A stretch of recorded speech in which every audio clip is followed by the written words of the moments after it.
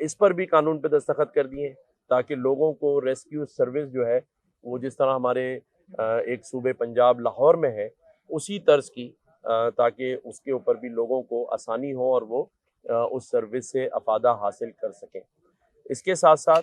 एक और कानून पे साइन कर दिया है जिसके तहत अब जो प्राइस लिस्ट, जिसके अंदर लोग जो हैं वो कहीं मनमानी प्राइस लेते थे लेकिन 10-20 हज़ार रुपये जुर्माना करके बच जाते थे,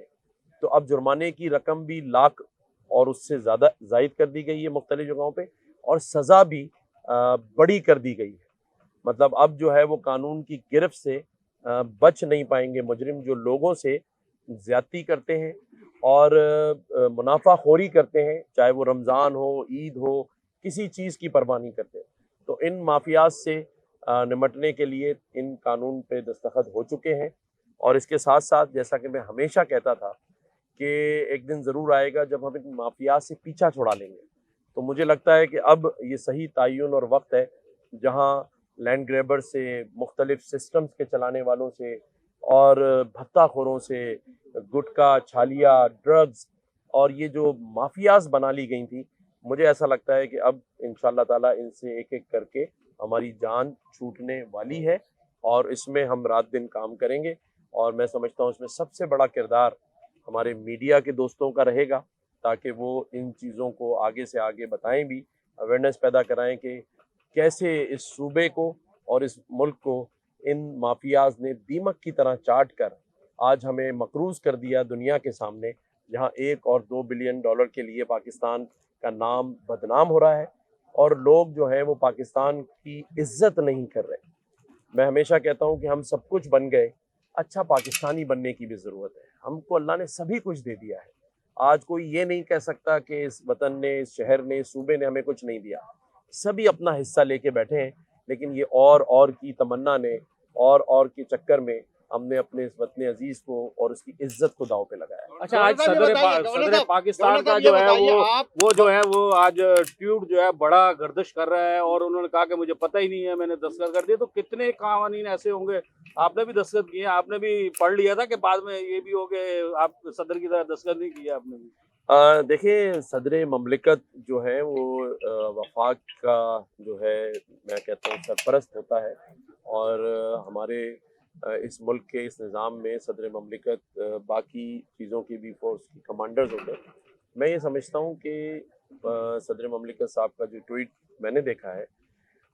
मुझे नहीं पता कि उनके ऑफिस में किसने ये चीज़ की है और सदर ममलिकत जैसी शख्सियत जो कि बहुत ही मैं समझता हूँ पढ़े लिखे शख्स हैं, ऐसा क्यों हुआ ये तो वही बता सकते हैं, लेकिन ऐसा होना नहीं चाहिए।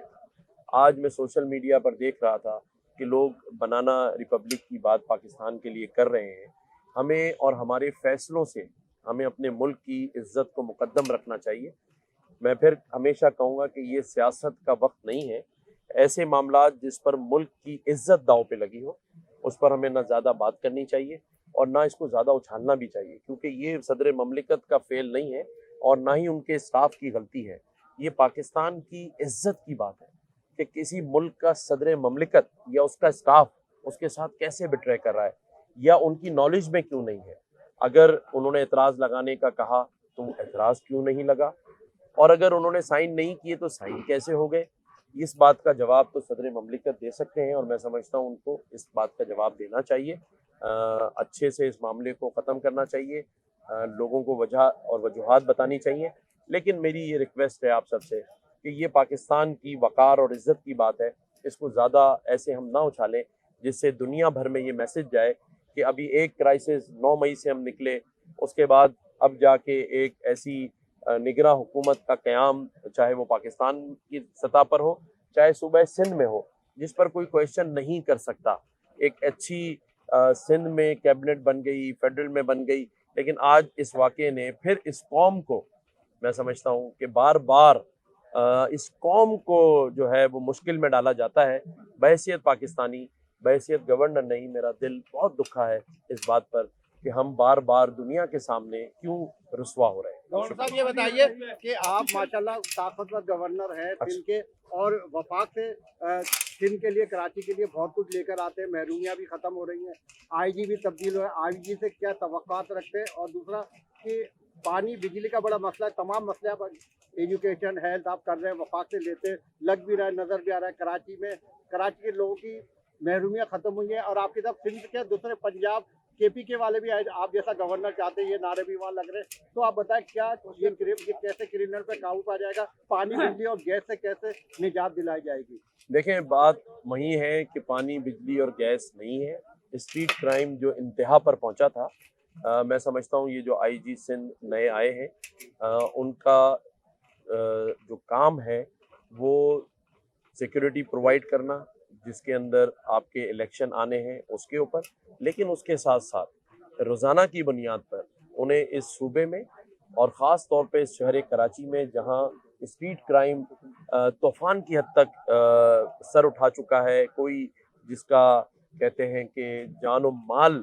محفوظ نہیں ہے, میں یہ سمجھتا ہوں کہ وہ اس پہ کام کریں گے. ان کا وسیع تجربہ ہے, پنجاب میں اچھا کام کر رہے تھے, اور امید یہی ہے کہ وہ یہاں آ کے ایز آئی جی سندھ اچھا پرفارم کریں گے. لیکن ہم سب چیزوں پر نظر بھی رکھیں گے, جیسے میں نے پہلے کہا اور آپ سب گواہ ہیں اس بات کے کہ جتنا دن بھی 10 مہینے ہوئے میں نے ایک دن بھی اپنے بیان سے واپسی نہیں کی. میں نے کہا سسٹم بند کریں گے, مافیات سے لڑیں گے اور ان سے الجھیں گے. تو اب الحمدللہ میں سمجھتا ہوں کہ چیزیں بہتری کی طرف جائیں گی, لیکن اب بھی اگر کہیں ہمیں ایسا نظر آیا تو کم از کم میں گورنر سندھ ہونے کے ناطے اپنی آئینی اور قانونی ذمہ داری کو